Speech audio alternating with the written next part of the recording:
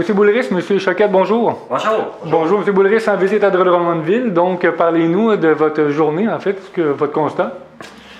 J'ai visité avec François, mon collègue puis ami, beaucoup de choses extrêmement intéressantes. Je suis député de Montréal, mais je suis chef adjoint du NPD. Puis des fois, si je veux avoir le pouls de ce qui se passe dans les régions, les besoins, tout ça, c'est le fun que le gars de Montréal sorte de l'île puis qu'il regarde d'autres choses un petit peu. Donc, on a parlé souvent des mêmes sujets aujourd'hui. La connexion Internet haute vitesse comme étant une priorité, l'utilisation de la taxe fédérale sur l'essence pour les municipalités aussi, puis la protection de la gestion de l'offre, évidemment, pour l'ensemble des producteurs laitiers. Qu'est-ce que vous nous parlez de ces trois sujets-là? Commençons par l'essence, en fait. Je pense que ce qu'on voulait avoir, c'est ce qu'on entendait beaucoup, c'est d'avoir une flexibilité pour les municipalités pour être capable d'investir là où les besoins le sont et que ce ne soit pas Ottawa qui décide nécessairement de restreindre la possibilité pour les municipalités d'ici d'utiliser ces sommes-là qui sont très, très importantes. Alors évidemment, on travaille là-dessus. Vous avez fait la rencontre d'entreprises comme AgroPure aujourd'hui. Oui, exact. Parlez-nous un peu de les messages qui ont été lancés, retenus, là.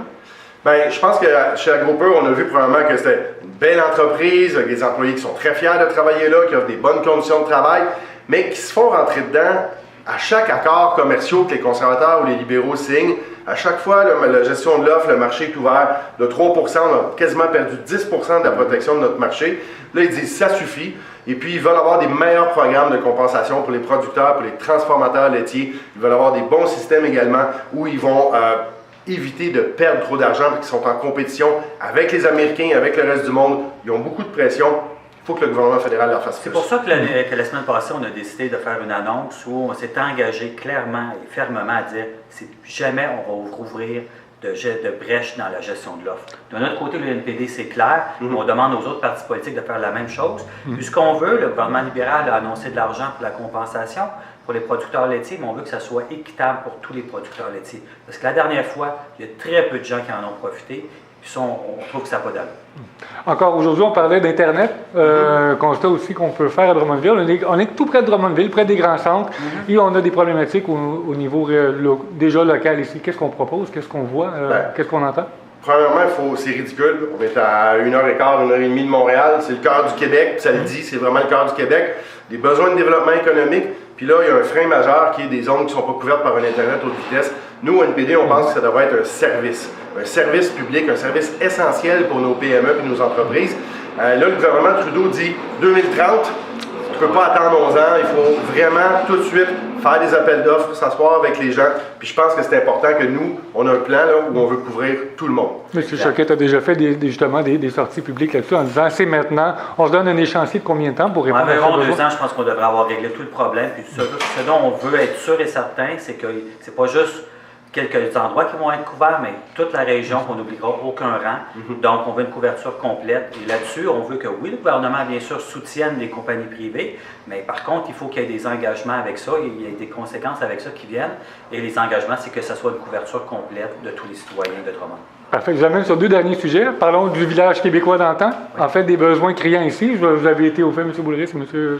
Choquette, évidemment, de la situation. Qu'est-ce qu'on propose? Qu'est-ce qu'on suit? Alors, ce qu'on veut, c'est bien sûr, on suit le dossier de très près parce que ce qu'on veut, et j'ai posé une question en Chambre des communes là-dessus d'ailleurs la semaine passée, ce que je veux, c'est que Patrimoine canadien réponde pour la problématique de la demande d'urgence pour que les rénovations là, ou les bâtiments qui risquent de s'effondrer soient faites immédiatement, mais aussi on veut un engagement à long terme pour qu'on puisse faire refaire les infrastructures qui sont nécessaires d'être refaites pour que ça soit solide pour le long terme. Écoutez, le village québécois d'antan, c'est connu à travers le Québec. C'est un joyau qu'on a, 4 saisons, donc on veut le protéger, on veut le promouvoir. Donc ça nous prend un soutien de la part du fédéral.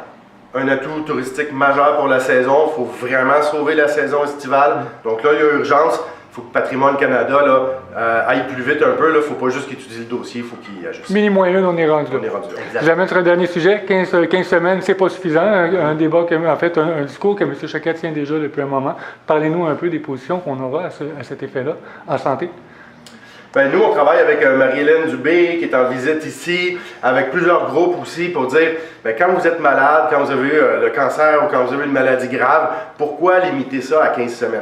C'est beaucoup de poids sur l'individu, sur la famille, les aidants naturels.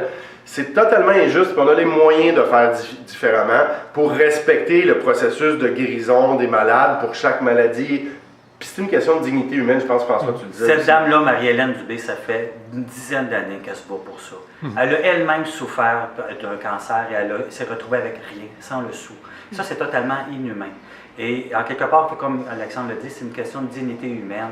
Déjà, quand on se retrouve à être malade, en plus, il faut avoir le stress, l'angoisse financière. C'est pas respectueux, c'est pas humain de faire ça. Personne Donc, ne l'abélit. et ça date de 1971. Il n'y a pas eu de changement depuis 1971. Alors, allons-y, augmentons le nombre de semaines où les gens peuvent obtenir l'assurance emploi de maladie. C'est une question d'être plus humain, plus à l'heure du jour. Et puis. Et de toute façon, c'est un médecin qui prendra le fin mot de la décision. exactement. Aussi, c'est, remettons en compétence médicale cette décision de soutenir les personnes de façon efficace. Alors, j'invite d'ailleurs les gens qui nous écoutent à être présents demain. C'est au Royal, à la salle Royale, demain à 19h. Donc, vous êtes tous invités à vous joindre à nous et à écouter cette conférence et à continuer, bien sûr, les pressions pour qu'on puisse enfin un jour avoir plus de semaines d'assurance maladie. M. Boilris, M. Choquette, merci beaucoup. Merci. Merci. Au revoir. Au revoir.